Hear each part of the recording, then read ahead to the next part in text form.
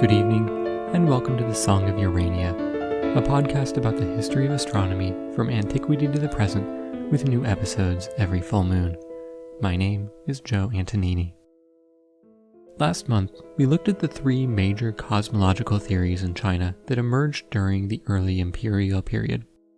This month, I wanted to focus on some of the other pillars of Chinese astronomy: eclipses, records of the guest stars, and the planets. Then, towards the end, I wanted to give a flavor of the astronomy in Chinese folklore. But before we can get to the folktales, I have to start with the official stuff. Now, as I have been at pains to convey in the last two episodes, Chinese astronomy was intimately associated with the emperor. Chinese astronomers, at least the most significant of them, were employed by the emperor and held high positions in the imperial court. And more fundamentally, astronomy was conceived as flowing from the emperor, just like all the other fruits of civilization. As one of the great early scholars of Chinese astronomy, Leopold de Saussure, wrote, quote, "While among the Greeks the astronomer was a private person, a philosopher, a lover of truth, as Ptolemy said of Hipparchus, as often as not on uncertain terms with the priests of his city, in China, on the contrary, he was intimately connected with the sovereign pontificate of the Son of Heaven, part of an official government service, and ritually accommodated within the very walls of the imperial palace." End quote. Nowhere was the importance of the astronomers to the Chinese state more apparent than in the study of eclipses. As in every society, eclipses were seen as perhaps the most astrologically significant phenomenon, and they did not portend anything good. After all, when the very sun or moon is blotted out from the sky, a kind of apocalyptic feeling is only natural. And if you've ever seen a total solar eclipse in person, you'll know that feeling, since the sun doesn't just go away the same way it does during a sunset. As the sun sets in the evening, it's always low on the sky, and as such, its light is passing through a lot of atmosphere. As I talked about back in episode 33 on the history of blue moons, the shorter wavelengths of light scatter in the atmosphere much more strongly than the longer wavelengths do. So, when the sun's light passes through that much atmosphere, the color of the light changes quite dramatically, with the reds, oranges, and yellows becoming much more prominent. This is why the hour before sunset is called the golden hour in photography. Well, during the solar eclipse, the sun's light also dims, but because the sun is still high in the sky, there's no corresponding change to the color. So it gets dark, but the light is still quite blue, which produces an exceedingly eerie effect. Well, at any rate, in China, as with everywhere else, a lunar or solar eclipse was perceived as a harbinger of doom. But there was a way out. If the eclipse was predicted in advance, it was not seen as being a necessarily bad omen. It could be interpreted through a variety of astrological techniques to mean a lot of different things. But if there was an unexpected eclipse, that was quite different. This was an indication of great discord between heaven and earth, and because the emperor was at the center of the earth, that meant great trouble for the emperor. The connection between the state of the heavens and the emperor was described in the I Ching like this. Quote, "The character of the great man is identical to that of heaven and earth. His brilliance is identical with that of the sun and the moon. His order is identical with that of the four seasons, and his good and evil fortunes are identical with those of the spiritual beings." End quote. So one of the principal jobs of Chinese astronomers up and down the ages was to predict lunar and solar eclipses. Now, fortunately for them, the standards of a successful prediction were somewhat lax, at least relative to what you might expect, especially in the early days. In general, it was okay if the astronomers predicted an eclipse and it didn't happen. That might simply have signified that the emperor had heard the warning from heaven, corrected his course, and averted the impending disaster. And as prediction techniques became more sophisticated, it was also acceptable for eclipse predictions to be within a particular cycle. In practice, this meant that the date could be off by 5 or 6 months, or 11 or 12 months, though dates that were in separate cycles, like a date that was off by, say, 2 or 4 months, would be counted as an incorrect prediction. Now, until contact with Western astronomy in the 17th century, Chinese methods to predict eclipses were fundamentally phenomenological. they had extensive records of observed eclipses and identified patterns in those records. Over the centuries, the patterns they identified became more sophisticated, but it was never connected quantitatively to an underlying theory of eclipses. One of the rather surprising features of Chinese eclipse theory is that although they became fairly successful at predicting eclipses, they never made use of the Saros cycle of around 19 years, as did many other civilizations. Instead, by the 1st century BC, they had hit upon a 135-month cycle, during which 23 eclipses would occur. By the 3rd century AD, they had an improved understanding of the moon's orbit, called the 9 roads of the moon, which I'll discuss in more detail a little later. From this, Chinese astronomers estimated that the moon's orbit was inclined to the ecliptic at an angle of about 6 degrees, and by the late 4th century, an astronomer named Chiang Chi was making predictions about the extent of totality of an eclipse. By the early 7th century, the techniques had become sophisticated enough that Chinese astronomers were making predictions about the time of first and last contact of an eclipse, as well as the position in the heavens. Chinese eclipse prediction methods appear to have reached their zenith perhaps in the early Song dynasty around the 10th or 11th centuries. As I mentioned in the last episode, a kind of bureaucratic rot set in the Astronomical Bureau in the later Song dynasty, despite the efforts of some quite capable astronomers to fix it. We have a reference to an eclipse in the 13th century AD, where apparently a private individual predicted a different time for some solar eclipse than the royal astronomers. The royal astronomers predicted that the eclipse was to happen at night, and thus would not be seen, but the private individual predicted that it would happen during the day. And indeed, the eclipse did in fact happen during the day. The citizen scientist was correct, and the royal astronomers were wrong. As a consequence, we read in the reference that the head of the Astronomical Bureau, along with several of his officials, were put on trial for negligence, found guilty, and severely punished. Throughout the later Ming dynasty, from the 14th to 17th centuries, the quality of the state astronomers fell even further, and this was reflected in a decline in the accuracy of the eclipse predictions. And as we'll see in the next episode, the newly arrived Jesuit astronomers were able to exploit this decline to integrate themselves into the imperial court. But I am getting ahead of myself. Perhaps one contributing factor for this decline was that by the time of the Song dynasty, observation and prediction had become organizationally separated from each other. The astronomers who made predictions of future eclipses were housed in an entirely separate department from the astronomers who made observations of them. Now, throughout the history of science, there's always been some division of labor between theorists and experimentalists. But it has often been the case that any time theorists and observers are brought to work more closely together, there have been more discoveries, and when they have been more decoupled, there has been more stagnation, at least as far as such a general rule can go. And this may also have been the case during the Song dynasty. As for the records themselves of the eclipses, it's perhaps no surprise that they go back quite a long way for a civilization as ancient as China's. The earliest records are rather sporadic, but there are some oracle bones from the Shang dynasty in the 2nd millennium BC that indicate the observation of an eclipse. More systematic records begin during the spring and autumn period, starting in the 8th century BC. One of the commentaries on the canonical history of the era, the Spring and Autumn Annals, called the Zuo Zhuan, or Commentary of Zuo, preserves the records of solar eclipses from this period. The text describes the period from 721 to 468 BC, and during this period, 37 solar eclipses were recorded. Interestingly, the first solar eclipse in this work was recorded as taking place in 720 BC, which is just 1 year after the first eclipse recorded in the Almagest in the west in 721 BC. During the Han Dynasty, records of solar eclipses were preserved in the Han Shu, or Book of Han, which has 55 solar eclipses. Now, one of the neat things about these records is that with modern astronomical techniques, we can go back and check their accuracy. And generally, the records are indeed quite accurate, at least in the sense that nearly all of the recorded eclipses did in fact occur.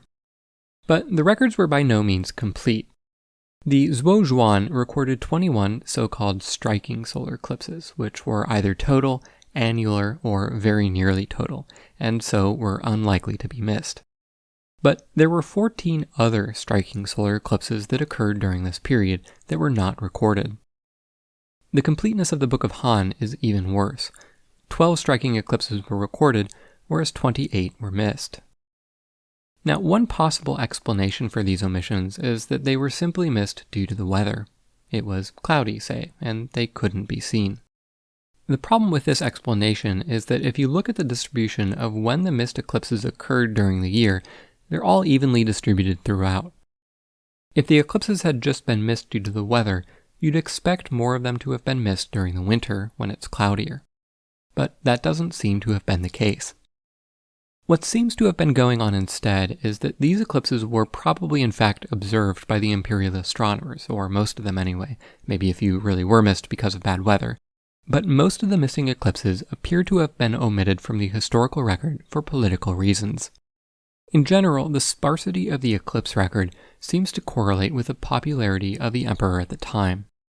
During the reigns of popular emperors, very few eclipses are recorded, whereas the astronomers seem to have been more diligent at recording for posterity the occurrence of eclipses during the reigns of unpopular emperors. Now, it should be said here that when I say the popularity of an emperor, I really mean the popularity among the elite class of scholar officials in Chinese society, since it's their records that we are going off of. Some of these unpopular emperors may have been quite popular with the masses, but due to who was writing the texts, it's hard to say with great confidence what the real feelings of the masses were. That said, probably many of the unpopular emperors were really just all-around bad guys, unpopular with everyone, and for good reason. Now, despite the fact that Chinese astronomers were somewhat selective in their recordings of eclipses, this selection effect largely went only one way. If there had been an eclipse, it may or may not have been recorded, but it was very rare for them to fabricate an eclipse into the record that never occurred in reality. That said, very rare is not never. After the death of the Emperor Gaozu in the early 2nd century BC, his widow, the Empress Lu, effectively took control of the state by ruling in the name of her teenage son once he nominally took the title of emperor. In no time at all, she poisoned another son that the late emperor had had with a concubine. Then, to really drive the point home, she apparently chopped off the limbs of the concubine, gouged out her eyes, cut off her tongue, nose, and ears, and threw her in a pigsty. So, for these deeds, among others, Empress Lu evidently merited a made-up eclipse during her reign. Well, as for a theory of eclipses, as I mentioned earlier, when it came to prediction, the techniques were largely empirical. But when it came to an explanation of what caused the eclipse, there were a few competing theories. One of these theories is already familiar to us from our tour of Indian astronomy. During the Han Dynasty, contact with India increased, and brought with it, most importantly, Buddhism to China. But other Indian ideas came into China during this period as well. One of these was the Rahu and Ketu theory of eclipses. The basic idea was that there were two invisible planets, named Rahu and Ketu, at the nodes of the moon's orbit, where it intersects with the ecliptic.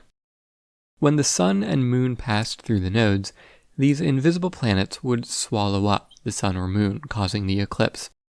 More mythologically, Rahu and Ketu were conceived of as snakes, literally devouring the sun or moon and subsequently disgorging them. As we'll see a little bit later, this wasn't the only instance of invisible planets in Chinese astronomy. There was also a theory that there was an invisible counter-Jupiter. The earliest record of eclipses being due to the shadow of the Earth, or the Moon, is in 20 BC by the astronomer Liu Xiang. By a century later, this theory seems to have become more popular. One reference gave a fairly complete description. It said that the sun is like fire, and the moon and planets like water. The fire produces the light, and the water reflects it. If the Earth came between the sun and the moon, the shadow from the Earth onto the moon produced a lunar eclipse. If the moon came between the Earth and the sun, it produced a solar eclipse. And the same could happen with planets as well.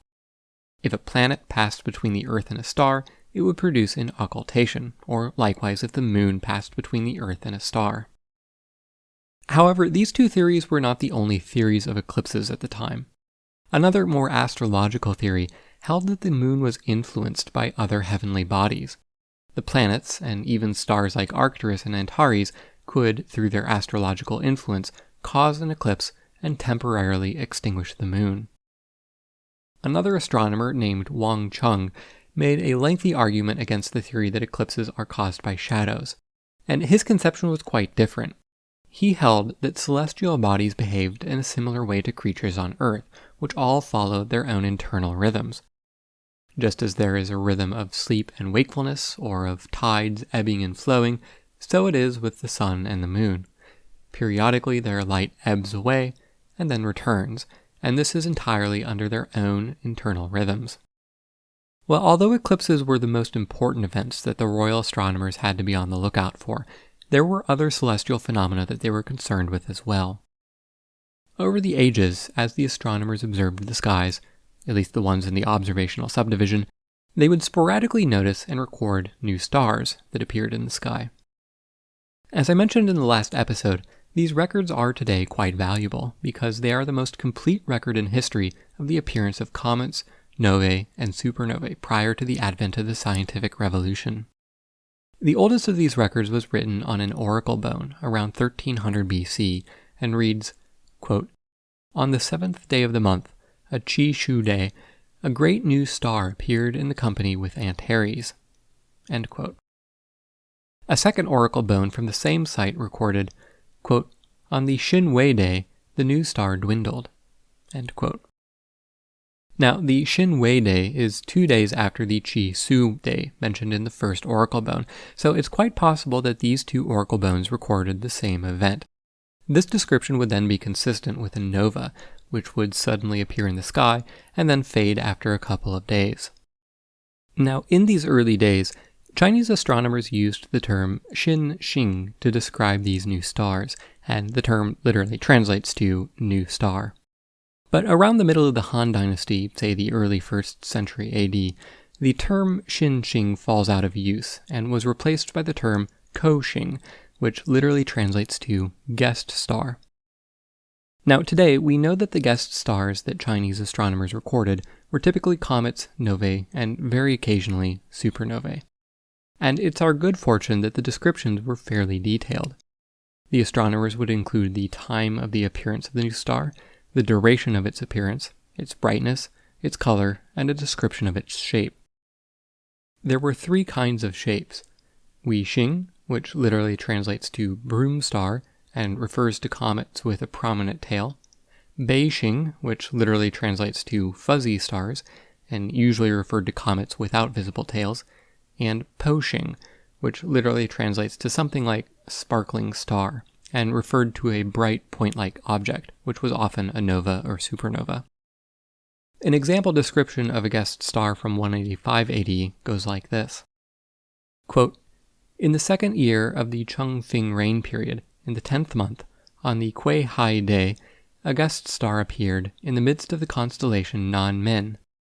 It was as big as the half of a bamboo mat, and showed the 5 colors in turn, now beaming, now lowering. It diminished in brightness little by little, and finally disappeared about July of the following year."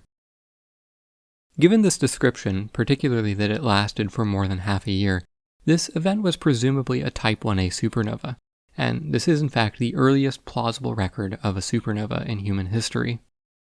A candidate for the remnant from this supernova is still visible today, with the rather impersonal name RCW86. Well, guest stars were not nearly as astrologically significant as eclipses were, and there wasn't as consistent an astrological interpretation of these objects, but generally speaking, they were seen as being especially relevant for military campaigns. Now, when we were looking at eclipses, one of the things we could do is go back and check the accuracy of the Chinese records. Because our modern models of orbital motion are so good, we more or less know exactly when every lunar and solar eclipse occurred millennia ago. So we now know which ones the royal astronomers saw and which ones they missed, or more probably saw but omitted from the record. And we also know which ones they simply made up. Unfortunately, we can't do the same thing for the guest stars, at least not to the same completeness. Some comets, notably Halley's comets, are periodic, and so we know when they would have been in the skies in ancient China, but other than that, it would be hard to know which events they missed or whether they made up any guest stars, as they did on very rare occasions with the eclipses. But one of the interesting ways we can validate the accuracy of the records of guest stars is to look at their distribution across the sky. For the Po Xing, the sparkling stars, we now know that these were almost all novae. Novae are outbursts that can occur when a white dwarf is accreting matter from a red giant, and the ones that we can see with the naked eye are all within our galaxy. And if we look at the distribution of the observed novae in the Chinese records, we find that they are concentrated along the galactic plane, which is just what we would expect. So this indicates that in general, these guest stars were not fabricated to criticize the government or the like, because the astronomers of the Han Dynasty would have had no reason to put them in the right place on the sky. Now, novae are quite common. On average, there is a nova that's visible to the naked eye every year or two. Supernovae, on the other hand, can be quite a bit more spectacular, but are also much rarer. On average, they happen in our galaxy only every century or so. As it happens, the last galactic supernova was Kepler's supernova in 1604, so we are now several centuries overdue for one. I am hopeful that one will occur in my lifetime. It will no doubt cause quite a commotion among astronomers. But at any rate, one of the most spectacular supernovae ever observed was in the summer of 1054, which produced the object that is today called the Crab Nebula. Now, this event was evidently seen all over the globe, as it could hardly be missed. At its brightest, it was brighter than Venus and visible in daylight. But the Chinese were the only civilization to record its appearance contemporaneously. In fact, we are rather spoiled for choice in the Chinese records because there are actually 5 independent observations of the event across the empire. One record from the city of Kaifeng said, quote, "In the 5th month of the 1st year of the Chi-Ho reign period, Yang Wei-Te, the chief calendrical computer, said, 'Prostrating myself, I have observed the appearance of a guest star. On the star there was a slightly iridescent yellow color. Respectfully, according to the disposition for emperors, I have prognosticated, and the result said, the guest star does not infringe upon Aldebaran. This shows that a plentiful one is lord, and that the country has a great worthy. I request that this prognostication be given to the Bureau of Historiography to be preserved." End quote. A few weeks later, the record notes its disappearance by saying, quote, "Originally, this star had become visible in June of 1054 in the eastern heavens in Tian Quans, that is, Taurus. It was visible by day, like Venus. Pointed rays shone out from it on all sides. The color was reddish-white. Altogether, it was visible for 23 days. End quote. Now, we do have records from other civilizations of this particular supernova, but they all come quite a bit later, and they are in some cases rather oblique. There have been, for instance, petroglyphs in New Mexico that have been interpreted as depicting this supernova. There is a Japanese chronicle, which also mentions it, but it was written a century and a half later. Likewise, there's an Arabic reference, but it was written around a century later. And if you squint, there are maybe some European texts which might have some oblique references to this supernova. But none of these records are as clear as the Chinese records and as contemporaneous as them. Well, most of the guest stars that were observed were less spectacular than the supernova of 1054. They were mostly comets, but one of the discoveries that Chinese astronomers can claim is that they were the first to notice that the tails of comets point away from the sun rather than along their direction of motion. In addition to guest stars, another transient phenomenon that the imperial astronomers made note of was meteors, and in particular meteor showers. However, in one case, there's a wonderful description of a meteor impact from Shen Kuo in the 11th century AD. Quote, "In the 1st year of the Qi Feng reign period, that is 1064 AD, there was a tremendous noise like thunder at Chengchu around noon. A fiery star as big as the moon appeared in the southeast.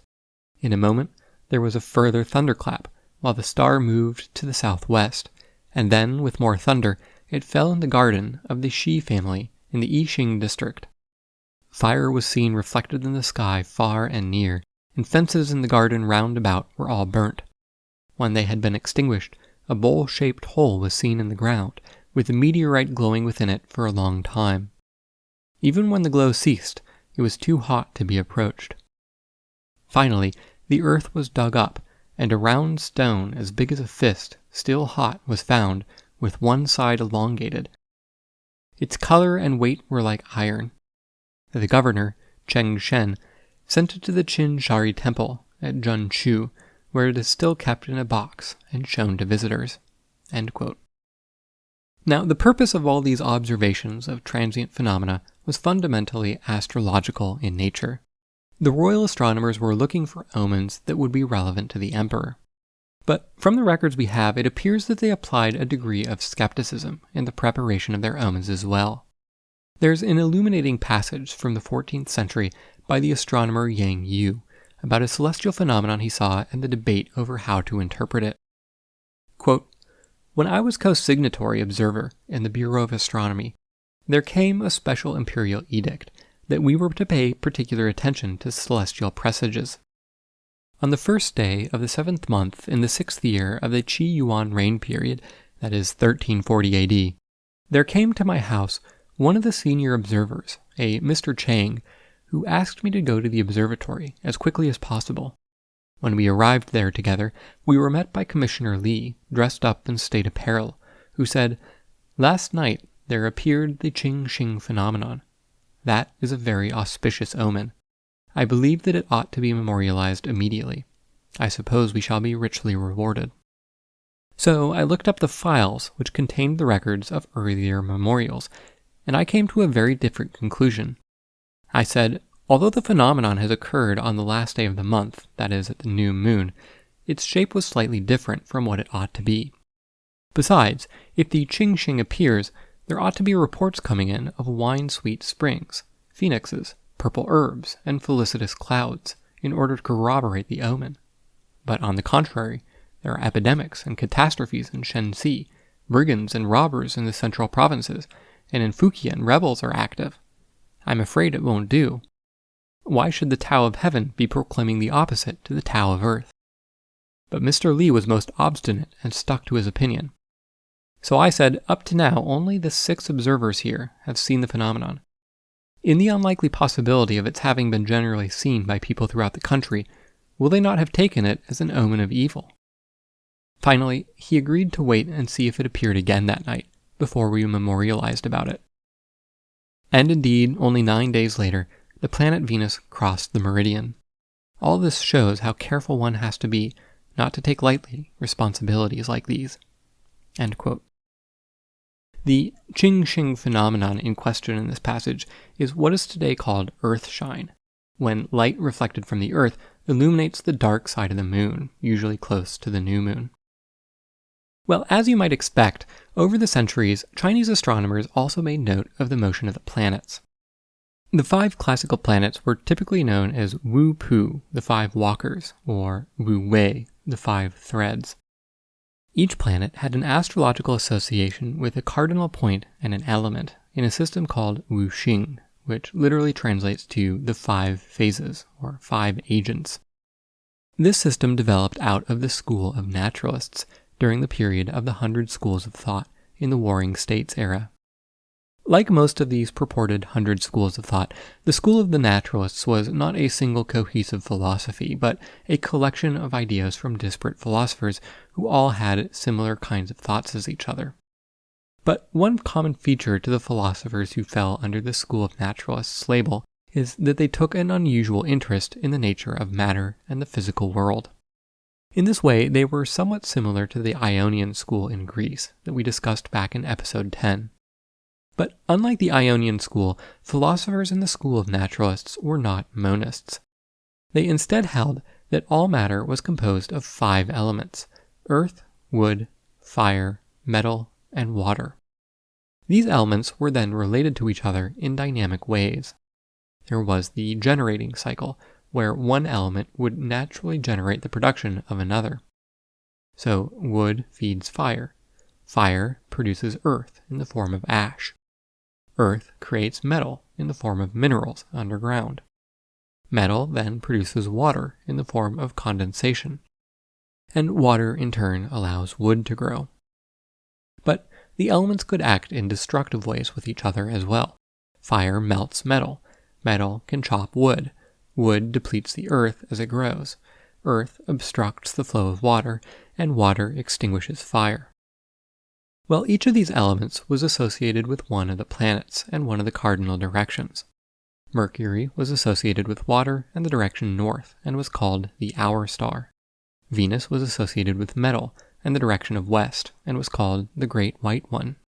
Mars was paired with fire, unsurprisingly, and the south, and was called the Fitful Glitterer. Jupiter got wood and east, and was called the Year Star. And finally, Saturn was associated with Earth and the center, and was called the Exorcist. These 5 elements first appeared in a work by a philosopher named Chu Yen, and although the school of naturalists, even as a loose grouping, disappeared after the intellectual purges that took place during the establishment of the Qin dynasty, the general wuxing system persisted in Chinese thought. These ideas also became integrated with another system, the dualistic system of the yin and yang. In this system, all entities have some mixture of these two opposing but complementary natures. Yin is a passive and receptive nature and is associated with the feminine, and yang is the active and expansive nature and is associated with the masculine. In this system, the sun was yang as it produced light that emanated out away from it and permeated the universe. The moon was yin as it received the light emitted by the sun. As the stars shone with their own light, they were called the xiao yang, or lesser yang. Now, generally, the systems of wuxing and the yin and yang were most closely associated with Taoism, but the ideas were by no means restricted to Taoist schools of thought. They were generally important concepts in Chinese culture. Well, the royal astronomers had a relatively fine set of gradations for the motions of the planets as they observed them. They kept a particular eye out for all the major stations, like a heliacal rising or a stationary point. But they also marked whether the planet's motion was prograde or retrograde, which was literally written as a retreat. And they would mark the speed of the planet's motion, along with its acceleration, if it had an unexpectedly rapid advance, or if it unexpectedly slowed down. If the planet remained at a stationary point for more than 20 days, it was called Su, or Shu, which literally translates to guarding the constellation it was near. By the end of the 1st century AD, the synodic periods of all the planets had been measured to good accuracy, which was about 75 years ahead of records of similar quality in the West. Now, although the 5 planets had their various astrological associations, the most important was Jupiter. Jupiter's sidereal period is very close to 12 years, so its period was seen as a kind of greater year. This is also why its name was, as I mentioned earlier, the year star. Just as there were 12 months in a year, there were 12 years in this longer Jovian cycle. And this is probably the origin of the famous Chinese zodiac, where each year is associated with a particular animal in a 12-year cycle. But while Jupiter's period was important, astrologically, there was actually a more important body called Taiyin, or the counter-Jupiter. The counter-Jupiter was an unseen celestial body that moved in the opposite direction as Jupiter, but with the same period. We've seen similar kinds of hypothetical celestial bodies in other cultures. Probably the most relevant analogy was the Pythagorean idea of the counter-Earth, that there was a second Earth on the opposite side of the central fire, which we were always facing away from. In Chinese astrology, it was not so much the position of Jupiter that mattered, but the position of the counter-Jupiter. A book called the Qi Ni Tzu recorded some of the astrological implications of the position of the counter-Jupiter that developed in the 4th century BC. Quote, "When the Taiyin is at the position of the element metal during the first 3 years, there will be abundant harvests. When it is at water, there will be damage to crops for 3 years. When it stands in wood, for another 3 years, there will be prosperity. When it stands in fire, again for 3 years, there will be drought. So some times are suitable for storing agricultural products, while at other times rice may be given away. Accumulations need not be for more than 3 years. Deciding wisely and with judgment, and helped by the Tao of nature, one may draw on surpluses to mend storages. In the first year, there will be a double harvest, in the second, a normal one, in the third, a poor one. During floods, chariots should be built. During droughts, boats should be prepared. Bumper harvests come every 6 years, and famines every 12. Thus the sage, predicting the recurrences of nature, prepares for future adversity. Now, in Chinese culture, along with other cultures of Southeast Asia, the 12-year cycle of Jupiter's sidereal period then factored into a longer cycle of 60 years, called the sexagenary cycle. This came about because it was the length of time to cycle through both the 12 years of the Chinese zodiac and also through the 5 elements. So each year was not only associated with an animal of the Chinese zodiac, but it was also associated with one of the 5 elements.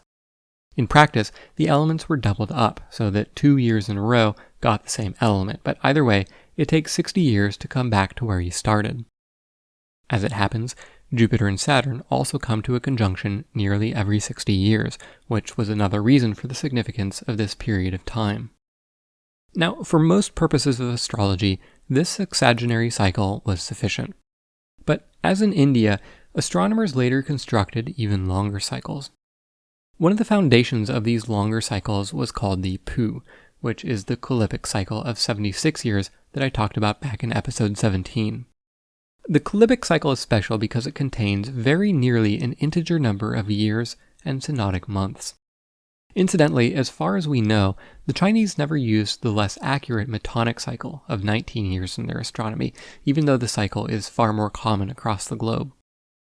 20 Pu was called a Sui of 1,520 years, and then 3 Sui was a Shu, and 7 Shu was a Qi of 31,920 years.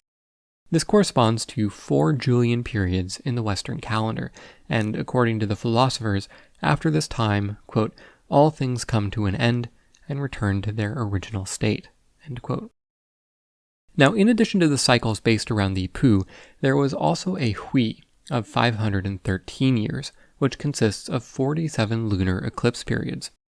Unfortunately, a Hui is not an even number of days, so they put together 3 Hui to make up a Tung of 1,539 years, which is an even number of days. Then 3 Tung, or 4,617 years, had an even number of days, months, years, and eclipse periods. There were likewise cycles based around the motions of the planets. In addition to the conjunctions of Jupiter and Saturn, which occur every 60 years or so, simultaneous conjunctions of Mars, Jupiter, and Saturn happen every 516 years, which is very close to the length of a Hui. This may have been the origin of the idea set out in a work called the Meng Tzu that a great sage would appear every 500 years. Altogether, the great period of the planets was 138,240 years. And if we combine that with a 3 Tung, the great cycle of the universe in Chinese astronomy was 23,639,040 years long.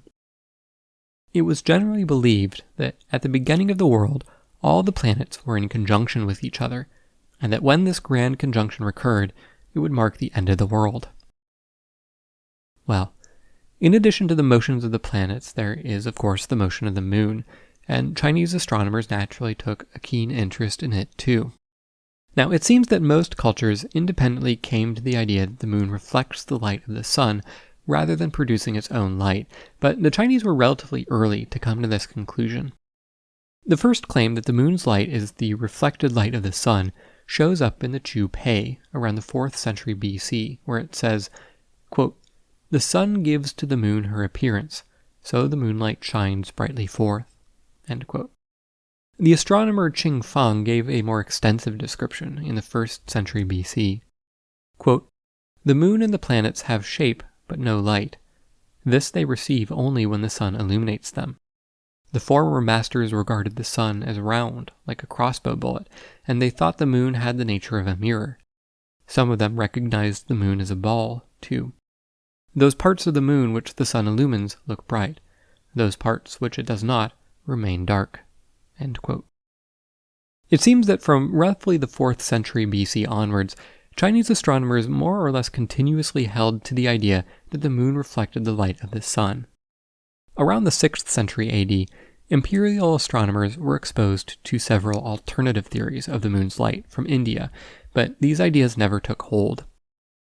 Now, also very early on, sometime before 300 BC, Chinese astronomers measured the motion of the moon and found that it moves eastward by 13 degrees every day, which is approximately correct. But also around this time, the astronomer Shi Shen, whom we met in the last episode as one of the creators of the first star catalogs in China, recognized that the motion of the moon was variable, sometimes moving faster and sometimes slower, and that it moved north and south of the ecliptic. Around 10 BC, a more sophisticated description of the moon's motion appears, called the 9 Roads of the Moon. The 9 Roads of the Moon effectively shows the precession of the moon's orbit over the course of 9 years, although the real period is closer to 8 years and 10 months. I wanted to wrap up this episode by saying a few words about the place of the moon and the other planets in Chinese folklore. In Western culture, we speak of there being a man in the moon. In China and throughout Southeast Asia, they instead speak of a rabbit in the moon. The rabbit is seated on the left side of the moon and is grinding medicine in a mortar and pestle. The story of how he got there is told in the Jataka Tales, which is a Buddhist text which actually originates out of India but was influential throughout Southeast Asia, anywhere with a large Buddhist population. The story goes like this. A monkey, otter, jackal, and rabbit decided that they would all do a good deed on each full moon. One full moon, an old man came begging for food. So the monkey gathered fruit for the man, the otter provided fish, and the jackal caught a lizard and also gave a pot of curds. But the rabbit only knew how to graze grass, so he offered his own flesh to be eaten and threw himself onto a fire. Miraculously, the rabbit was not burnt. The old man revealed himself to be none other than Sakra, the ruler of the Trayastrimsa heaven. Being impressed at the rabbit's act of charity, he drew the rabbit's image onto the moon, draped in smoke. As for the mortar and pestle that the rabbit is seen to be using, the rabbit was said to be the pet of Chang'e, who was the goddess of the moon in Chinese folklore. As with the Greek myths that we discussed in episode 8, there is no canonical version of these stories, but one telling goes like this. A long time ago, there had risen not 1, but 10 suns in the sky. The earth became scorched, the crops died, and the people suffered. An archer named Hu Yi shot down 9 of the suns, leaving just the 1 left in the sky. For this act, he was rewarded with 2 vials containing the elixir of life, one for himself and one for his wife, Chang'e. However, while he was out one day, his apprentice, Feng Meng, broke in and demanded the elixir for himself. Rather than give it to Feng Meng, Chang'e swallowed the elixir in both vials herself. She then rose into heaven, bringing her pet rabbit with her, and chose the moon as her home. There, the rabbit can be seen preparing the elixir. Well, the moon is not the only celestial body with a corresponding mythology. Taoism has the concept of a xian, which is usually translated as immortal. Some of these xians were the gods of the various planets, and from time to time, they would spend some time on Earth in a human body. One such xian is the sage Huang Shigong, which literally translates to Yellow Rock Old Man, who was said to be the incarnation of the god of Saturn. As the legend goes, Huang Shigong was originally known as Wei Che, and early in his life he had been a prominent court official. But after the rise to power of the tyrannical Qin Shi Huang, the first emperor of the Qin dynasty, Wei Qi refused to serve in the court and fled civilization. He took up residence as a hermit in a cave on Mount Huang, and his original identity was forgotten, and he became known to the locals simply as the Yellow Rock Old Man, or Huang Shigong. Well, sometime later, a man named Zhang Liang was passing by. Like Huang Shigong, Zhang Liang, too, used to be a big shot. Zhang Liang was from a long line of high officials in the Han state. But Zhang Liang had the unfortunate luck to be born in interesting times, and his high status in the Han state became a liability after the Qin state conquered them, along with the other independent states of China at the time, and established the Qin dynasty. Zhang Liang expended his considerable resources fighting against his new overlords, and attempted to assassinate the Qin emperor on several occasions. In one of these attempts, he hired the strongest man he could find, and forged him an enormous hammer, Zhang Liang heard that the emperor was touring various parts of the country and learned where his path would take him. So, Zhang Liang and his hired muscle waited in ambush, hidden up on a hill. As the emperor's entourage passed by, he directed his assassin to hurl the hammer at the largest carriage pulled by the most horses in the middle of the caravan. The assassin hit the carriage right in the center and obliterated it, killing everyone inside. But, to his dismay, Zhang Liang discovered that the emperor was not, in fact, in the elaborate central carriage, but in a neighboring carriage, and survived the assassination attempt. Zhang Liang narrowly managed to evade capture in the chaos that he had wrought, but he was seen and became a wanted man, so he was forced to assume a false identity and retreat to the hinterlands. During his travels, he was crossing a bridge, and it was here that he happened upon Huang Shigong. Huang Shigong saw the young man, bent over, took off one of his shoes, and then threw it over the side of the bridge into the water. Then he said, "You, boy, go and fetch my shoe from the water."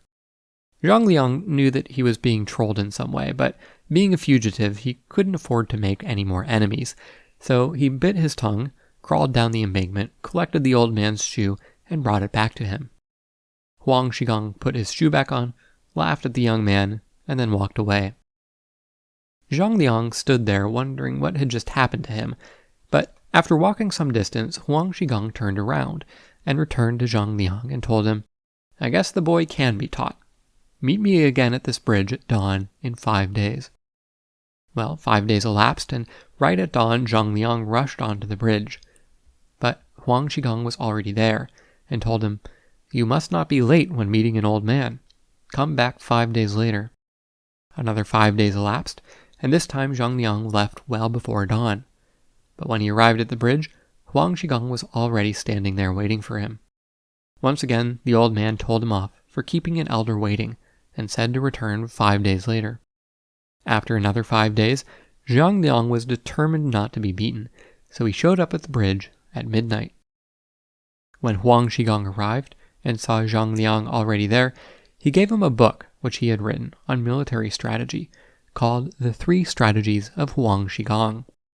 Huang Shigong told the young man to study the book, and that within 10 years, the circumstances would be such that he could put his knowledge to use and become an advisor to an emperor. And indeed, within a decade, nobles in the Han state rebelled to overthrow the Qin dynasty and established the Han dynasty in its place, and for his service in the rebellion, Zhang Liang became a trusted advisor to the new Han emperor. Another figure in Chinese history, Dongfang Shuo, was also said to be a Xian, the incarnation of the god of either the planet Venus or Jupiter. Dongfang Shuo was a man who was notoriously tricky to pin down. He was technically a court scholar and official, but really seemed to behave as more of a court jester, who always managed to talk his way out of the mess that his hijinks had gotten him into. But he at times seemed to be a source of inexplicable wisdom. One story goes that he was traveling with the court of Emperor Wu when the entourage came upon a monster who was blocking a mountain pass. Try as they might, the monster could not be budged, and the imperial train could not get by. Dongfang Shuo stood about looking around during these efforts, and when the emperor's bodyguards had exhausted themselves, Dongfang Shuo went up to the monster and showered it with wine, whereupon it promptly melted away. When asked by the emperor how he knew to do this, Dongfang Shuo replied that there had been a dungeon here during the tyrannical Qin dynasty, and so this was a place of great sorrow. This monster is the ghost of that sorrow. But wine dispels sorrow, and so it dispelled the monster. Dongfang Shuo's immortal nature was revealed in another legend in which Shi Wangmu, the mother goddess of the West, visited the court of the emperor. She brought 7 peaches of immortality, 5 of which she gave to the emperor, and 2 of which she ate herself. Looking around the court, she noticed Dongfang Shuo and asked the emperor if he was aware that the god of Jupiter was in his court. Well, I still have a few things to say about Chinese astronomy, but they will have to wait until the next episode. Next month, we'll look at the place of the Xiu, or lunar mansions, along with a couple of biographies of some of the most important Chinese astronomers. And then we'll wrap up our tour of Chinese astronomy by skipping ahead to the 17th century and looking at the role of the arrival of the Jesuits in Chinese astronomy. I hope you'll join me then. Until the next full moon, good night and clear skies.